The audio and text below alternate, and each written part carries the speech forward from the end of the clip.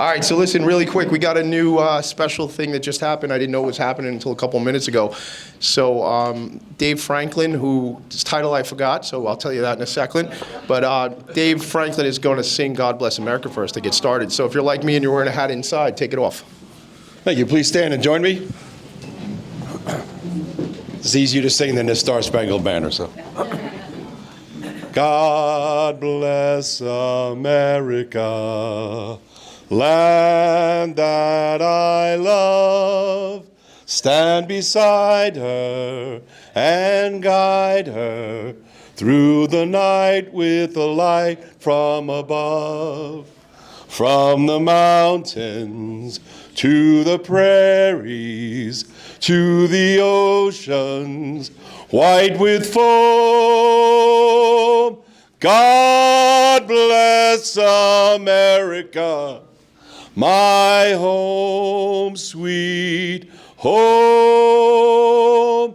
God bless America, my home, sweet home. Thank you. That was great. That was great. I don't usually sing along, but I sung along, or I sang along, or I was singing while he was singing. I don't know about the grammar. So I am Tommy DeMisa, and I own, with my partner Ed Probst and other partner Vinny Blasi, a firm called Vanguard Benefits. You might have seen my son and I with the hoodies. It's only 2 hoodies in existence, and Thomas and I have both of them. So, by the way, my son Thomas helped us out today, so thank you, Thomas. Got to make one. There's a lot of shout-outs, but North Shore TV is in that house. Rebecca and Erica Bradley, they are recording. Please, thank you. If you don't know North Shore TV is a public access television studio. I do a couple of shows there, really important. Be part of the community if you want to connect with Erica. Erica, wave so people can see who you are. That's Erica Bradley, Executive Director there. All right. I do a show called Philanthropy in Focus. About 2.5 years ago, Valerie said we should do a show. I said, okay, I know it's going to be about animals. That's not how it happened. That's not how it happened, apparently. Maybe you can tell. I'll give you the mic. So Valerie and I know each other for like 12 years. And now I have to think of what really happened. Valerie is going to introduce herself and then introduce Ed Ra, who's here with us, Assembly Member Ed Ra. You're all here for the animal advocacy, animal welfare meeting. Is that right? Yes? Okay, cool. Who likes dogs? You can applaud. Who likes cats? Who likes dogs and cats? All right, that's what I wanted to see. Valerie Heffron, my favorite animal advocate, you're here. I'm going to choose Bobby too, right? You want to do that first? Before we do that, my friend Bobby Gebbia, we know each other for about 30 years from my uncle's bar restaurant in Floral Park called Halligan's. Bobby is our proprietor today, did a great job getting stuff set up for us today, so thanks for hosting us today, Bobby. And just introduce, if you could, how about a round of applause while he then gets ready? If anybody wants to have a party for any reasons, you can ask for me. I'll always do the right thing by you guys. You guys tell me where you're from this fundraiser and stuff, whatever you're doing here. Yep. Will take care of you people. We do any type of party. But I want to thank everybody for coming today, and I appreciate it, and I hope to see you guys soon. Perfect. Bobby Gebbia, this is Palmer's American Grill. Now, we have some sponsors we're going to introduce. We're going to introduce Ed Ra in a couple minutes. Valerie, you ready? Sponsors first. I just wanted you to talk. Sponsors. Hi, everybody. Thank you so much for being here. Now for a word from our sponsors. Rob Tucker from the Canine Shop. Thank you, guys. Not going to stay up here too long because this day is really not about us, but we're happy to sponsor this. We're happy to be part of anything Valerie does is a huge plus in my book. So, I've known Valerie and her husband Hef for quite some time. Not only are they friends, they become business partners. And, again, I'm not going to sit up here and it's not a commercial for me. This day is about her and what she's got going on, so I'm going to leave it at that. But if you guys need any healthy food for your dogs, we have 5 locations on Long Island, and we're happy to help you guys out and put a healthy, happy diet together for your dogs. So thank you guys for coming out. Thanks, Rob. Thank you, Rob, for your support. early on when Valerie and I went on this journey, Rob and the team at the Canine Shop, where real dogs eat raw, has always been supportive of what we're doing here. So next, Danielle Freund from Human Interest, please come on up, say hello to everybody, and thank you for my sponsors, everybody. Come on. Thank you. Hi, everyone. My name is Danielle Freund. I'm from a company called Human Interest. We are a tech-forward, all-in-one 401k, 403b platform. We integrate with payroll and partner with financial advisors. So thank you for having us. We love pets and love Tommy and everything he does. So we appreciate your time. I'm a dog person, but I do appreciate cats. Thank you. We appreciate you, and I appreciate cats too, but they make me sneeze. Next, I have Kenny Viola. Please come up from Colonial Life. Thank you. I feel like he set me up because he said to everybody they have 30 seconds, and he told me 3 to 4 minutes. So in my mind, I have 3 to 4 minutes of what to say. Okay, so I do have 3. All right, so first of all, I want to say how grateful I am to be in front of every single one of you for being dedicated and to be dedicated and also passionate for the love of animals, right? As we all know, we have some furry and some fluffy and some scaly friends out there, and it's all about their habitat and the protection of their environment that allows us to have like this rich and diverse type of world that we have. And I do want to thank all of you for that. Now, in terms of what we do over at Colonial Life, we're one of the leading providers of voluntary benefits across the entire nation. We partner up with small, mid, large market type of companies and with any type of industry. And we focus on three main factors when it comes to enrollment. One is our voluntary benefits. Okay, 2 is the education and the communication for every single one of the employees out there so that they could have an enrollment experience that they might have never had before, and it's all powered through enrollment technology platforms. And now, Tommy also wanted me to share with you how I ended up becoming a cat parent. Okay, so that's going to be really quick. And back in 2011, when my wife and I got married, she believed that having a pet was a way for us to prepare ourselves for kids. Okay, so she wanted a specific type of a cat, which was a Munchkin cat, right, because of their small stature. And so then we found one in an animal shelter in Illinois. So we flew to Illinois, and we made 2 really big mistakes. Okay, first one was because I'm that type of person that just loves to be next to something that I want to love. Okay, I decided right before bed to take the litter box and put it next to the bed.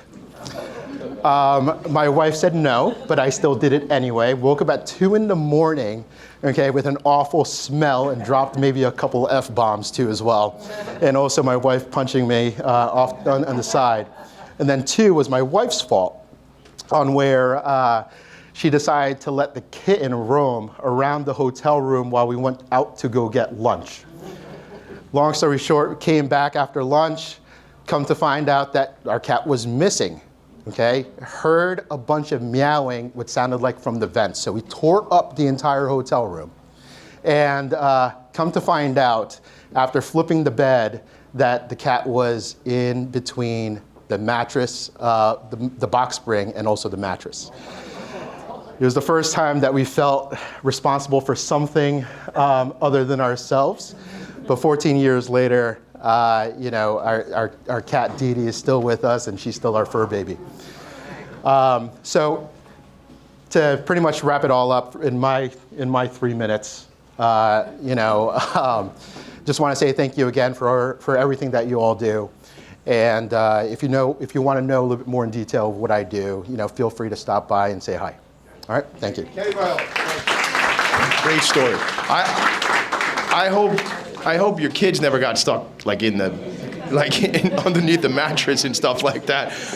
That's dangerous. All right, so Valerie's going to come up because we have an incredible friend in common who's also our sponsor today, and Valerie asked if she could do this. So Valerie, please. Thank you. Okay, so I've had many full circle moments since starting animal advocacy, and it's always blowing my mind when certain people reach out and someone I haven't seen in 5 years, 10 years, 20 years. This full circle moment, our next sponsor is someone I've known for longer than I'd like to admit, since high school. And I just felt the need to introduce her because she's really special. And in high school, I mean, she's a total overachiever. You know, I remember hanging out with my friend Kerry in the bathroom, and she came in a soccer uniform and left in a Rockette uniform, and I was like, we got to do more. But now, so I've known her for over 30 years, and I am here to tell you that she is amazing at anything that she puts her mind to. And about 12 years ago, she started a foundation to help families in need, children with cancer and other chronic illnesses. She has raised hundreds of thousands of dollars, and they don't take a penny in salary. So if we have any runners in the room, she does these races all the time. And now she has entered the arena of real estate. And it is my pleasure to deliver this kick-ass person, wonderful human being, realtor, mom, dog mom, animal lover, and great friend, Danny Taylor. Hi, everybody. Oh my God! I gotta give you a kiss later. Thank you. I love you. If you can remember, if you walk away from this room just thinking of one thing, intention is probably the most important word. This organization, Tommy and Val, have always had the best of intentions in everything that they've done. Yes, I created a foundation, and yes, now we're selling real estate, and we donate a portion of our proceeds to the foundation. But all along the way, since I started communication and learning more about animals and animal advocacy, it's made me think about what I do on a day-to-day basis and how it crosses over with our furry friends, whether they be cats, dogs, hamsters, mice, lizards, what have you. Because in the foundation and in charity, oftentimes sick children feel better when they're around four-legged friends. And oftentimes when I'm selling real estate, we have situations where someone might have passed and their animals need to be taken care of. Oftentimes when I'm with my children and they want to adopt a hamster or a guinea pig, I think about how we can best serve them. So if I can share one thing, it's that walk away from all this with intention. Hopefully you'll think about your day-to-day lives and what all you wonderful people do during the course of your life, and maybe it will change and make you think about things a little bit different. Thank you so much. I love you, Val and Tommy. And yes, we have a foundation that helps medically fragile, terminally ill children. And now we're selling homes, and we donate a portion of those proceeds to the foundation. It's called the YOLO Strong Foundation, and the name of the real estate team is called the YOLO Home Team. Thank you so much. You know, as a guy who calls himself the nonprofit sector connector, I am right where business and nonprofit meet. And Danny, you are just a great testament to that. Thank you to all of our sponsors. Thank you for being here. A couple of elected folks want to just say, Tom, you just want to say hello real quick? Don't even come up here because I know how politicians talk a long time. So, hello, everybody. I'm from the town of Hempstead, councilman. We do have a shelter there. I'm here for the information that you give me so we can make it a better place. Thanks to Val. I love that, right? We work together. We're in partnership, right? And Vicki, if you could say hello, too. Hi, everyone. I'm Vicki Walsh, Town of Oyster Bay Councilwoman, and I love being here today to support all of the good causes here. Thank you. Thank you. Thank you. Before I do get started, I just want to say from the bottom of my heart, thank you to every single person who is in this room. You're here because you care about the animals. You're here because maybe we're friends and I harassed you. I know that's true for Mr. Muscarella. Hopefully, some of you are here because of your relationship with Tommy D. But at the end of today, what we're hoping to do is create a ton of momentum so that we can not only push the bills through that we have in draft, but also make the world a better place for the animals. There is much needed to be done in this arena. Okay, so we're going to start. So how does anything start, right? Well, this is Jovi, the love of my life, my rescue dog that I got almost 14 years ago. He's going to be 14 next month. This month, sorry, wrong. Oh, thank you, perfect. So imagine my surprise when I heard of a dog trainer. He was a puppy, he was biting my ankles, all that fun stuff. And we had this person come to our home. Thankfully, we didn't purchase the package of board and train. I was like, no one's taking my dog out of my sight. But that said, call it gut instinct or destiny, we did not hire this trainer.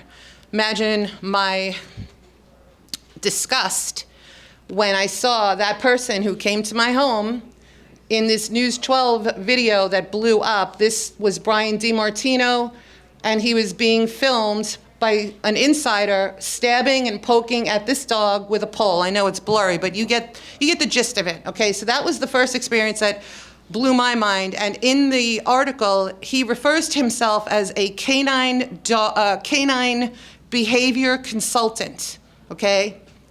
No certifications. Next. Anyone know who this is? Kim Strong? Does anyone remember Kim Strong? Councilman Muscarella? Look at his face. You will. You're going to remember the story. Diane Madden, I know you know Kim Strong. Okay. This is what happened.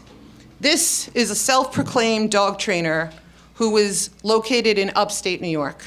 Now, unfortunately, she charged $3,000 a dog, and she wooed a municipality. Actually, it was the town of Hempstead. 8 dogs went under her care. Okay? Next slide, please. This is their location. This is the SPCA walking through. 118 dogs were in crates with zip ties on them. They were standing in their own excrement. Just in time for lunch, right? Next slide. Thank you. Rancid food. This is a pile of urine. No ventilation in a cinder block of a building. Thank you. This is the mayor of Utica crying as he walked through. Mr. Kroll, I know you remember that. We lived this, and we were fighting vehemently to get these animals back. Next slide. Okay, this is a fun one. This gentleman claimed to be a certified trainer, and long story short, because I'm a pretty good sleuth, I have to say. I'm a pretty decent detective. Next slide, please. We figured out that he completely and utterly falsified this certificate by simply changing his name. So how do we find that out? Well, the president listed on the certificate hasn't been a president there for 6 years. Number 2, the certificate number, back one, thank you. The certificate number actually corresponded to a real trainer in the state of Washington. I don't know if anyone remembers that. That hit News 12 about a year ago. Next slide. This is, okay. Self-proclaimed trainers, see the theme here? Using the animals, taking tons of pictures and selfies. I mean, this is not appealing to me at all. That said, using the animals as props, trying to showcase some kind of a pet paradise. Meanwhile, in reality, these 2 clowns who ran this rescue never paid a single penny in rent. They have been evicted 5 times in as little as 5 years. Actually, 2 evictions in the past year alone. That's hard to do. Florida doesn't mess around, though. That's where they are. So, additionally, go back one, I'm sorry. This guy right here makes me mad. If you just Googled his name, you would see that multiple dogs that were in their board and train died. Young dogs, 2 years old. One dog, Baloo, 111 pounds, down 31 pounds in 11 days while his parents were away on a cruise because they weren't feeding the animals, okay? The need for rescue regulation is incredibly strong. Additionally, if you look them up, like I do, They have dozens of animal citations. There's a current lawsuit because of a dangerous dog that was off leash that attacked a 6-year-old and mauled this child, bit him in the stomach. Anyway, people like this, like these, should not be able to have their hands on our beloved pets. Next. These are the 4 dogs that were sent to them. This is Wally, Dexter, Lenny, and Tucker. These guys ended up with so much crap coming out about them that the town of Hempstead, and thank you, Councilman Muscarella, had to sue them to get them back. It's a big deal. That I've never heard of that before, actually, but thank you for getting them back. Next. Are they back? They are back, and one of them was just adopted, Lenny. Again, thank you, Councilman Muscarella. Okay, next up. This is last week. New York City dog trainer, caught on video kicking, whipping pups, still in business. Neighbors say he's fully abusing dogs. Next up, in case anybody wants to know his name, it's Corey Hardin. Next. This was not that long ago. I forgot exactly the timeline. Bedford Kennel, animal rescue, owner charged with animal cruelty. Next. Now, here's an interesting slide. I know it's wordy, but just hear me out. One of the common denominators that we have been finding with rescues that are not running a tight ship, it's indicative when their financials are not up to speed that there's probably other things wrong as well, right? Now, here's the difference. If someone passes away, okay, immediately, and anyone in finance will know this, those bank accounts that correspond to their Social Security number are completely frozen, and within 24 hours, right? Here, you can have a 501c3 and or even a corporation, a for-profit. It will be administratively dissolved if you're not filing your returns and financials, which makes sense. You're supposed to be winding down and distributing your assets. But in the case of these rescues and also the for-profit Canine Council, they're still taking money. Canine Council, the guy who faked his certification, has been administratively dissolved since 2013.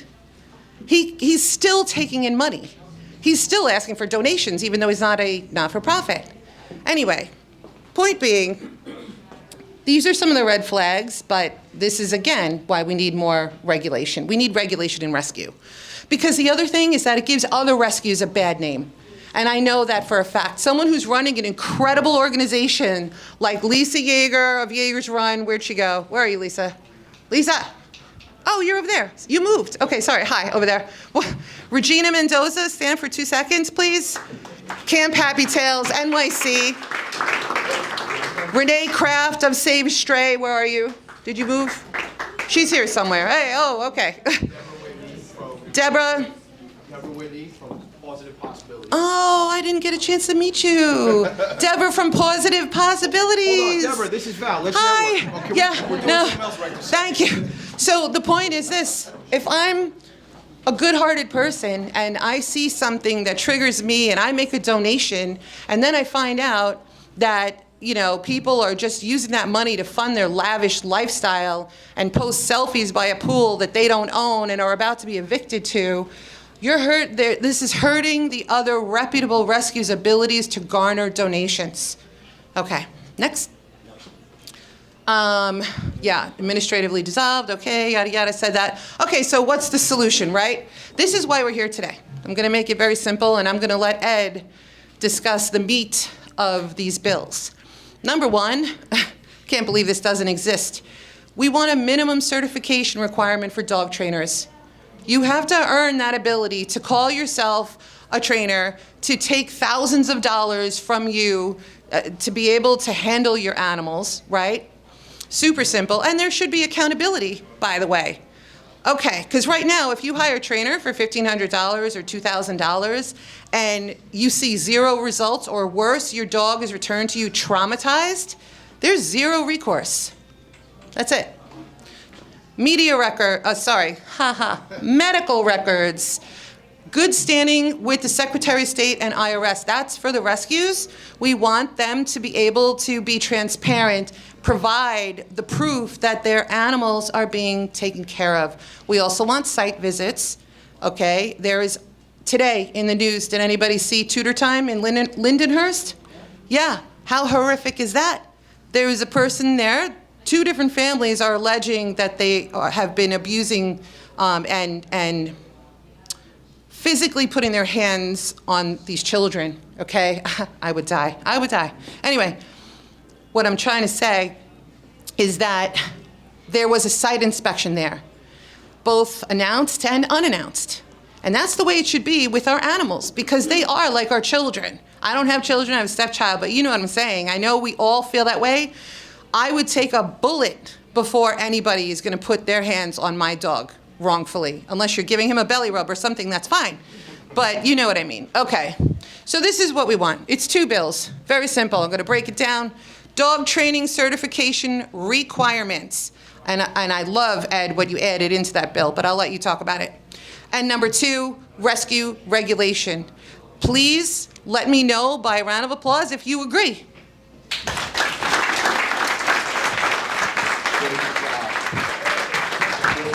Wait, I'm not done. So, sorry, my pants are falling down. Anyway, so now, here's our last slide. I met Mr. Ed Ra approximately 2018, and this is his rescue dog, Carter, okay? This is Mr. Clavin, then Town of Hempstead receiver of taxes, now supervisor.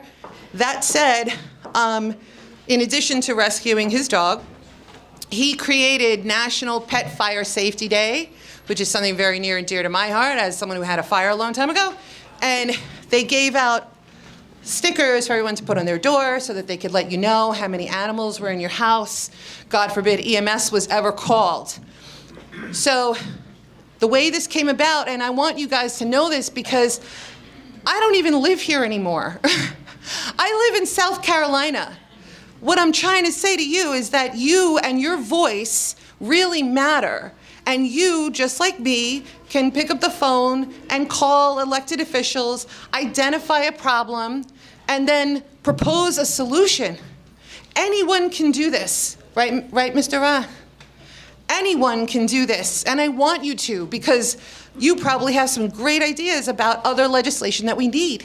So, when I called him up, long story short, we had to transfer these drafts to him because originally, and I should thank Brian Curran, that I was working with him on these bills, but unfortunately, he did not win his re-election bid, and we both agreed that Ed was the right person to pick up the bills, like passing someone a baton.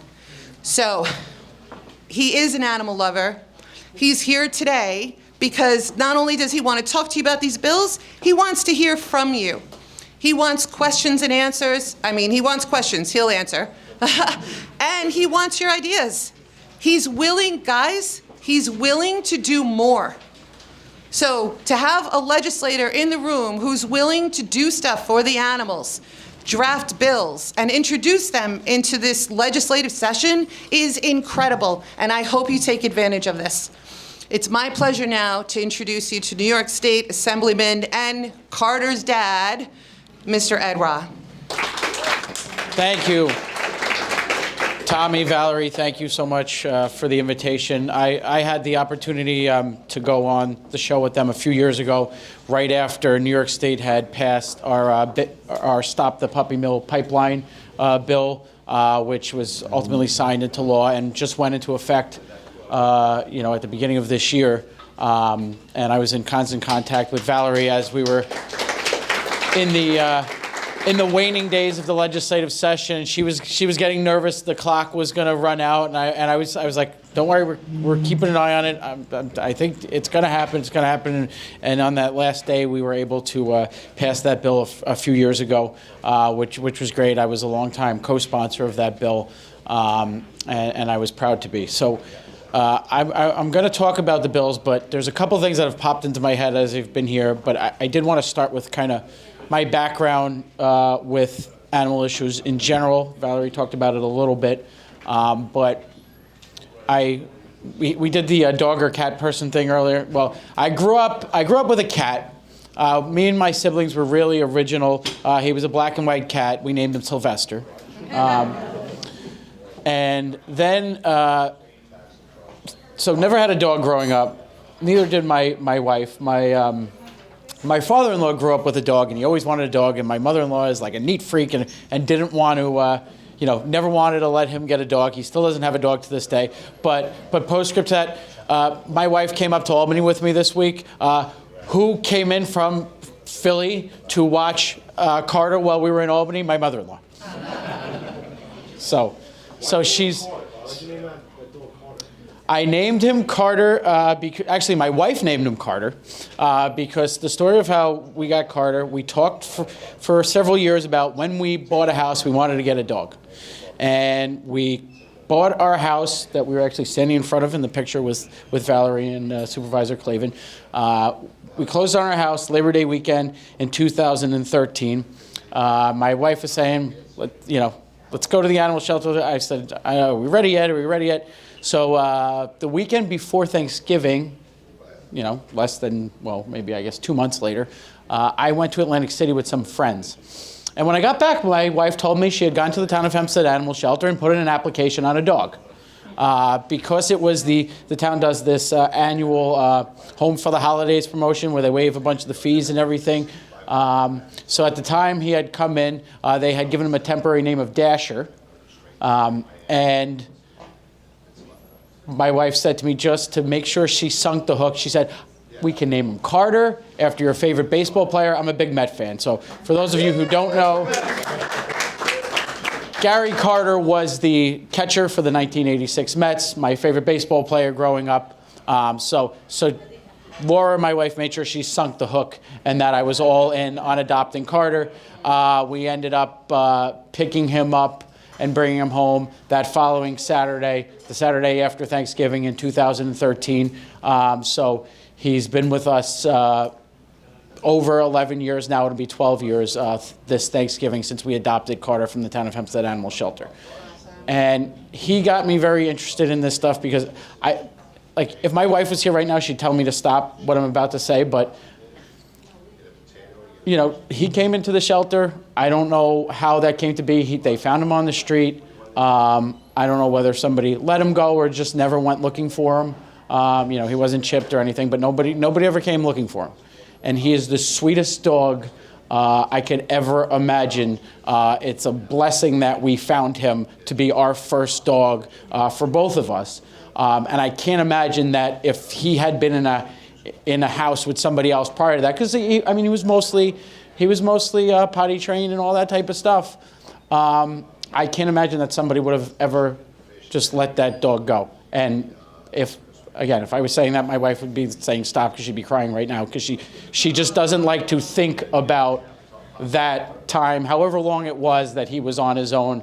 So, we got, when they brought him in, he was a little mad and all that type of stuff. But I remember going to see him for the first time at the town animal shelter, and I was sitting at the floor on the floor in one of the rooms, and he just walked right over into my lap and laid down. And I was like, oh, this is our dog. This is our dog. So after we brought him home, actually that following year when the town was doing the Home for the Holidays program, they wanted to do a press conference. So we did a press conference launching that year's program in front of my house with Carter. I don't think the other politicians that were involved in the press conference appreciated it because Carter got all the media coverage. We were barely in the frame of any of it. But he was on News 12, he was in Newsday, he was in the local papers, the local Heralds, and all of that. And he has a history of getting better press than I do. He's been in the New York Times. He's been on multiple television stations. He actually, we do this thing called Animal Advocacy Day in Albany, and a lot of legislators will bring their pets up. And one day there was I'm not kidding, full color, 3/4 of the page in the New York Times. And there were a big photo with me, Carter, and one of my colleagues and his two dogs.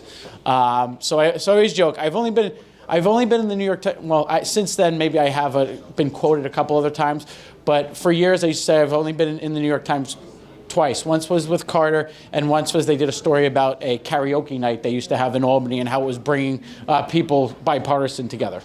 But Carter is what got me interested in advocating for animals. And I've been involved in a number of legislative initiatives over the year.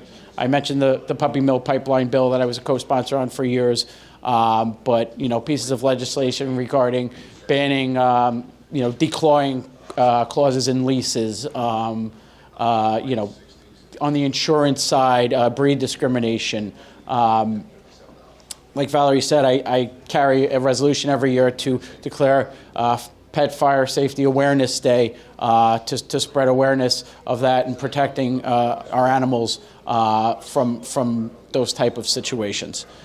So I was very happy when Valerie reached out about these two bills. And actually, my former colleague that Valerie mentioned, Brian Curran, was working with her before he lost his election. And right as he was trying to figure out wrapping things up, he reached out and said, would you take these bills? I had been working with Valerie on them, and I didn't even have to see them. I said, okay, good, we'll work on them.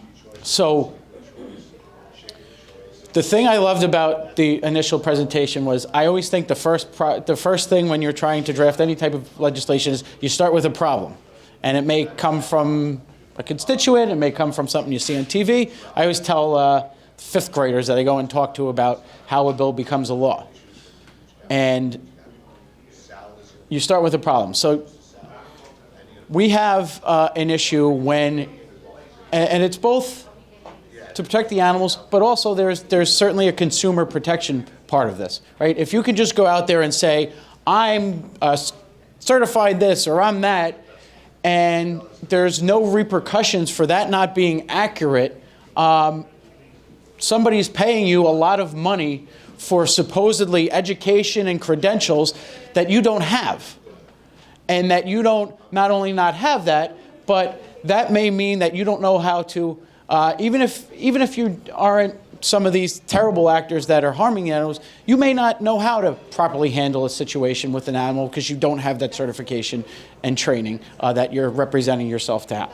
So that bill with regard to certification is a fairly simple one, but provides for some minimal licensure training requirements and some teeth so that there are repercussions for representing yourself as having a licensure or a certification that you don't actually have.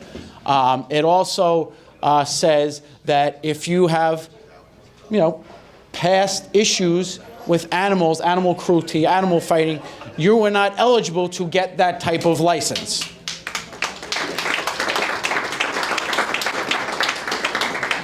And that's for obvious reasons, but we all know, A, we don't want those people working with our animals, but we also know the profile of individuals that harm animals.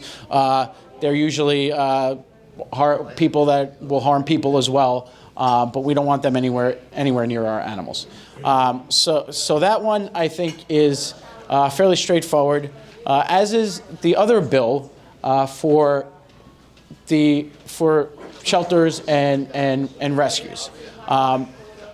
Again, a consumer aspect of it. If you're donating to an entity, you have a right and reason to expect that they are what they're putting themselves out to being. That they are a place that cares for animals, that they have standards, that they're utilizing the money for those purposes, for taking care of animals, and they're not using it for some other purposes, or it's not basically a front for them to get money from people.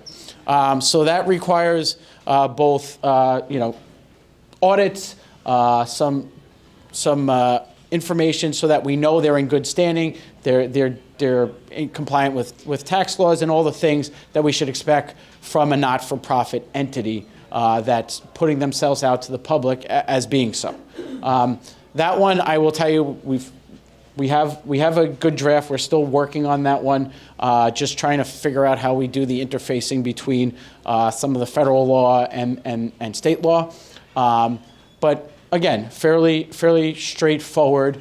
And I would say both of these bills are things that if we went to the general public, someone of you guys have all taken the interest in this issue, so you've encountered maybe situations that make you understand the need for this. I think a lot of people would go to them and be like, these things aren't law already. Right. It's fairly common sense type stuff. And I will say there are some provisions within the licensure bill just to make sure that we're being careful when it comes to, training of service dogs and stuff like that, so that we're not frustrating that purpose, or dogs for veterans, things of that nature. Those are the two bills, fairly straightforward. I do want to mention, because Valerie was talking about, it's an opportunity to advocate and contact your legislators about these and other issues. And I do a program every year called There Ought to Be a Law. And what it is, it's an opportunity for every fifth grader in the Assembly District I represent to, and the schools do a great job, they make it a lesson in social studies class, to come up with ideas for laws. And I will tell you, those fifth graders, 3 years ago, I always have all of the teachers, they give me a finalist from every grade. So I'm like 40, 50 kids, from all the schools, and I have a ceremony for a finalist. And my winner wrote about animal cruelty a few years ago. And I will tell you, I get ideas each and every year from fifth graders talking about animal cruelty and animal issues. So they're taking that active role in trying to advocate for animals. So it's great that you all are as well. And one other thing that popped in my head, because there's been a couple puns with the term paw. I want to, because I'm happy to take some questions, but I want to mention this. When it comes to animal issues, how much it brings people together. Last December, unfortunately, Governor Hochul vetoed a bill that would have allowed for expanded access to state parks for animals. So it just popped into my head. I'm going to put out a press release from Carter expressing his disappointment in the governor's veto. So I took my letterhead I normally do. I will say no government resources were utilized on this. I did it myself. I'm decently good with this stuff. I pulled out my banner I usually use for press releases. I threw a picture of Carter over my headshot, and I wrote, "I'm disappointed that the governor has chosen to veto this bill. I enjoy going to our parks and gotta go. I just saw a squirrel." And I tweeted it. The governor's press secretary liked the tweet. So here I am criticizing something the governor just did, and the governor's press secretary liked the tweet. So that's how much animals can bring us all together, even when we disagree on any other number of things. And it sounds like maybe it's the former press secretary for the governor? He's still there as far as I know. I told our people in our press shop up in Albany, I'm like, that's pretty good. I got the governor's press secretary to like my tweet criticizing her veto. Society. Okay, there's some information on there. There's some QR codes. QR codes are fun. There's some QR codes for somebody as an advocate to become a member of the Professionals and Animal Lovers Society. It's $100 a year, and the entire $100, Valerie and I are going to write a check back to a rescue that's chosen by the members of the association. If you're a business professional and you're interested in becoming a business level member, you can look at that sheet. You can come grab Valerie and I. But for $100 a month or $1,000 a year, you get to be connected to this community. We'll have monthly meetings. We'll help network. We'll help nurture relationships, because that's what Valerie and I do. We're pretty good at it. The greatness of a nation and its moral progress can be judged by the way its animals are treated. Thank you.